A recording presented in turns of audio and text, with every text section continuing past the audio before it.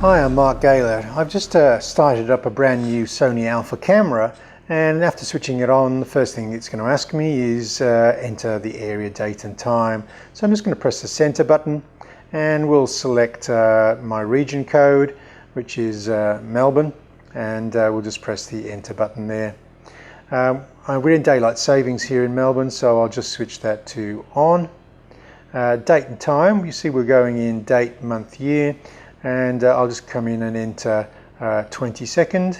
I'm using pressing down quicker, and also the 10th month, and one up for 2014. It's currently 10:55. This is a 24-hour clock, so you have to be a little bit careful here. And we'll just go down to 10:55, and we'll press the enter button in order to enter that in. Okay, now in order for those to enter again, we do need to scroll down to the bottom here, because if we miss that, we're going to be doing it all again. So we just hit the enter button there.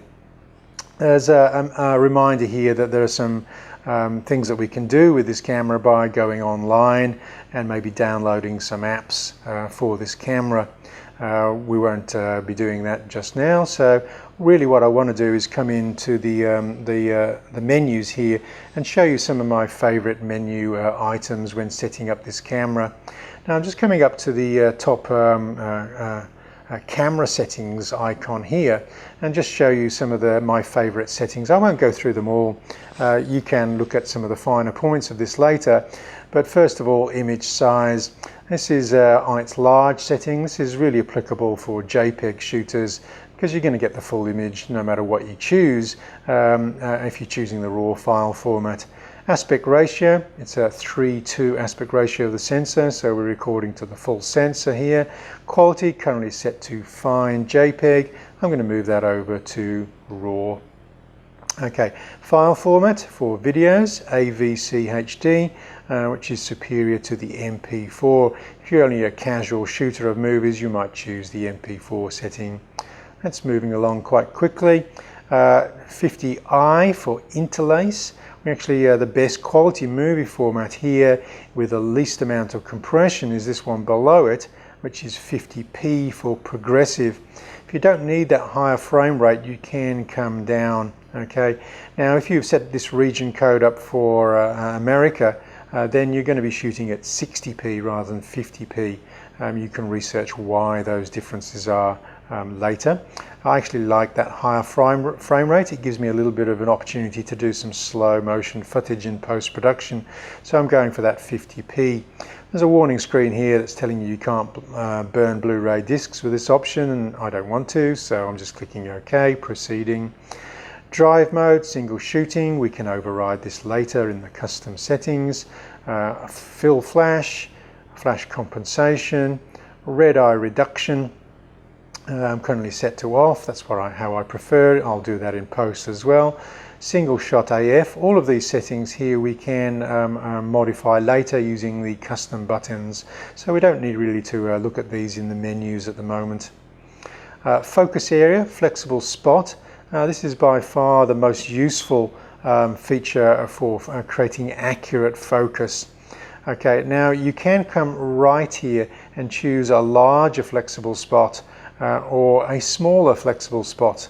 If we go in and select this small, you'll see it's quite a tiny small area here, and we can go back into the menu and choose a larger flexible spot if that's easier to nail at that position. We can actually move that flexible spot now using the rear and front dials there, or the dial here. We can actually change the size of that flexible spot. If we need to zero the position of that flexible spot, then just press the little C3 button or the trash can here, and that will zero it. Okay, let's go back into the menus after first switching to the medium flexible spot here. Okay, now focus settings. Again, this will just allow us to come straight into flexible spot now without first choosing the focus area, and again that can be accessed from our custom buttons on the back of the camera. AF illuminator. This allows the camera to find the subject in very dark ambient conditions. I actually prefer to go into manual focus to do that, and I don't like to shine a little light into the scene for the camera to find focus. So I'm by default switching that to off. Exposure compensation, that is controlled by a hard dial again, so we don't need to do that in the menus. Most photographers go up in third stop increments between full EV values, either on the shutter speed or the aperture, so we'll leave that at the default. ISO auto, incredibly good high ISO settings on these cameras with low noise, so we're going to leave that to auto by default again. Okay, let's just look at metering mode. Multi is the most useful. You can look at D-range optimizer, especially useful for JPEGs in high contrast conditions. Creative style, standard by default. Now, some people might think that this is pointless changing this if you're a RAW shooter, but actually it does help to come in to your standard setting in high contrast situations and lower that contrast to -3, because this will also lower the contrast in the EVF when we're working in bright sunlit conditions, giving us a more accurate rendition. It's also useful when recording movies that we lower the contrast so that we don't inadvertently clip the highlights. So that creative style is actually still a useful settings for real RAW shooters, and we'll hit enter and come back into the menus here. A couple of items are grayed out because we are shooting in the RAW file format. Long exposure noise reduction, very good for still images with long exposures, maybe astrophotographers. But if you are doing time lapse, it's actually best to switch that noise reduction to off. Otherwise the camera will be processing each file and you might not get the accurate interval that you're looking for. Lock on AF, we can actually switch that into the on position. This helps us to do some little bit of focus tracking if necessary. Okay, and this allows us to lock on now and it'll try and track that across the sensor.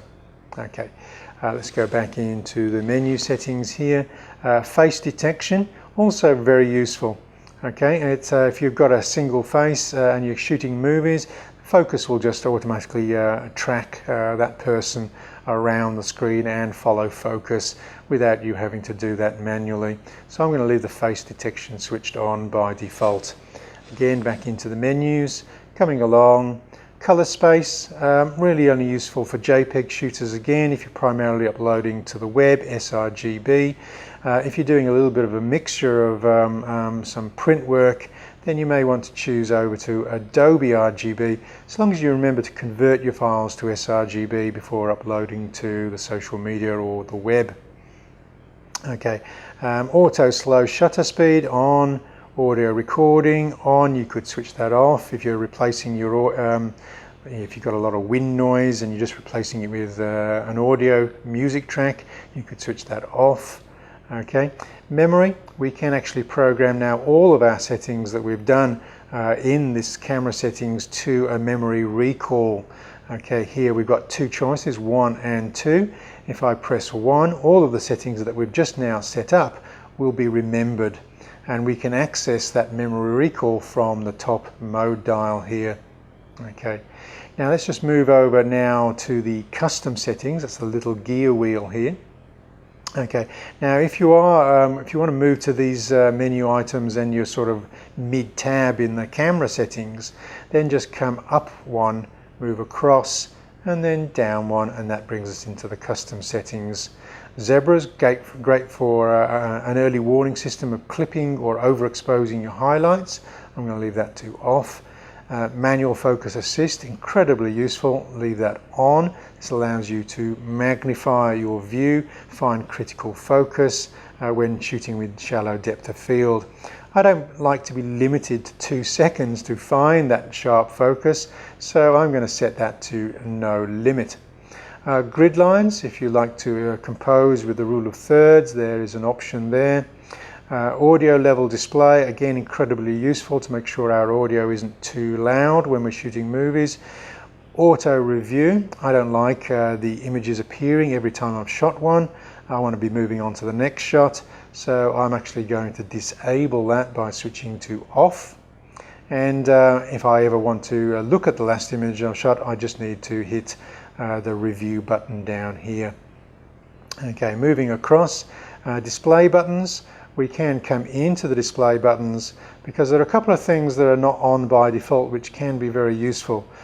For instance, in the monitor, which is the LCD screen, it's useful to have a level display there. This gives you an idea of whether the horizon line is level. You don't have to guess.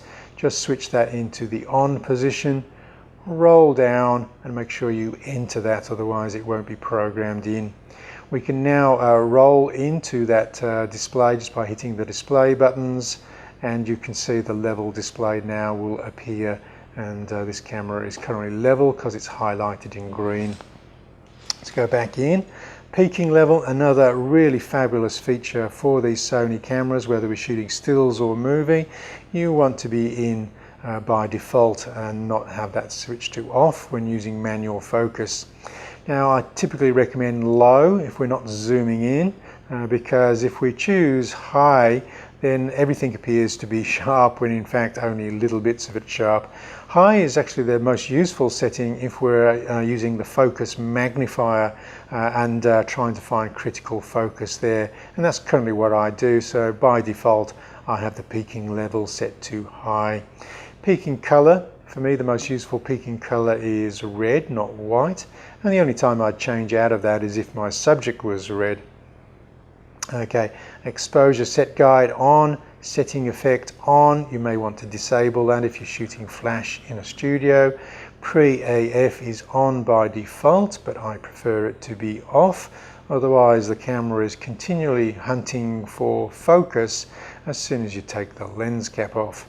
Okay, so let's just look at more grayed out settings here. We can leave those all in the defaults. Okay, autofocus with shutter on, that's half press, it will find focus. Okay, the rest are good by default here.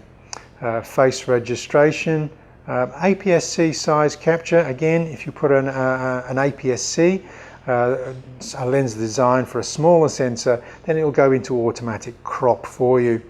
There are, however, some lenses, some APS-C lenses, which have remarkably good coverage, such as Sony's SEL1018, which can pretty much cover the full frame sensor at certain zoom magnifications, and so you might want to switch that off in those instances. But auto is good by default there. Okay, let's just moving forward. We won't look at the other options. And function menu settings. Here, once we've got our camera set up just the way we want it using all of the custom settings, there isn't a lot of pointing coming into the menu for, well, there's only a couple of tasks you actually probably do want to come in, and one is to reformat the memory card. But the rest of the functions can be accessed via this function menu here. We basically get 2 rows of features that we can come in and adjust without going into the main menu. For instance, if I want to override the ISO, I can just come down one, click enter, and then come in and set a 100 ISO setting there. And if I want to return, function, okay, and press, and go back to my auto. So without having to go into the menu items, I've got access to some of my most favorite features. Okay, custom key settings. Okay, we can come in now and set up our custom 1, which is on the top by the shutter release, custom 2 here by the viewfinder, custom 3, and we can set up the AF, MF button, and also by dropping that down we can also set up a different feature for the AEL, the exposure lock button there. Okay, this is actually one of the things that is the way of personalizing your camera. For instance, I actually don't like the control wheel controlling ISO because it's just too easy to knock, and so I actually prefer to go into that control wheel and choose not set. Okay, Now I still have the option of coming in and setting the ISO by either pressing the function button, or I can reprogram the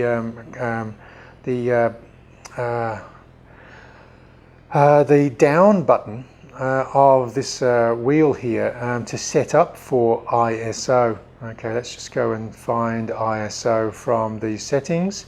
Okay, now I can still use the control wheel, but it requires that I press the down button before adjusting the ISO. And that might be faster than actually going into the function in this instance. Now you'll notice we've got two sets of custom key settings there. I would typically leave most of the buttons set to its default. Although, however, when I switch between autofocus and manual focus, I don't like to hold the button down continually while I'm manually focusing. So I prefer to switch that to toggle. Now if I just press it once, it'll switch between autofocus, and press it again and it'll switch back to a manual focus, or vice versa. Okay, the rest of the buttons are set in this panel are pretty good. One of the things that you'll notice here, IF doesn't appear anywhere in the main menus, but by default, if we're in autofocus, and it doesn't matter whether we're in flexible spot or widescreen or center, if we press that center button, and if the camera sees a face, it will find the eye in that face and focus on there. Incredibly useful feature. Okay, and so the left button drive mode, but as you can see from the icons, it's already set to drive mode, and those are probably the most useful features. White balance on the right, and now we've reprogrammed ISO down on the bottom, which was previously unassigned. Okay, so dial setup, that's the rear dial and the front dial. I'm pretty much an aperture priority shooter, so I actually prefer to go in and switch those around. So I've got my aperture control with the rear dial just by my thumb, so I'm going to override that setting. Okay, so the rest of the settings again pretty good. You can lock that dial if you ever need to, but that's pretty much all we need to do here. There are obviously the other menu items here. We've got the wireless and the apps that we can download from the Play Memories camera store. We've got some controls over how we review the images. We need to drop down because there are quite a few options there. And we're going into the final settings here. If the brightness needs to be a little bit brighter for you, you can go in there and do a manual setup here and set that up. You can also go into sunny weather, which gives us a little bit more contrast, a little bit more kick when we're viewing the LCD or monitor in sunny weather. Okay, I'm just going to take that up and make that monitor a little bit brighter. We've got an auto viewfinder brightness setting there. Again, we need to be looking through that before we can set that. Okay, so I'll just go back to the menus, same thing as the LCD there. Find a color temperature, okay, fine tune that, and audio signals. If you're annoying your neighbors, or you're in a quiet area and the beeping is driving everybody nuts, then you might just want to disable that. Okay, I said not all of the settings, but I've covered most of the settings that I would do. It pretty much only takes 5 minutes once you're setting up a new Alpha camera. And as I said, the rest of the settings and custom buttons allow you to pretty much on a camera like this to go menu free. Okay, so for instance, I can get in and move my flexible spot around. Okay, I can come in with my custom 2 and change my focus mode from AFS to AFC if I'm start moving into sports rather than still life or portraits. Okay, and custom 3 is still unassigned. Okay, so we could go back in and assign that one. Okay, thanks for bearing with me, and hopefully that helps you set up your own Sony camera.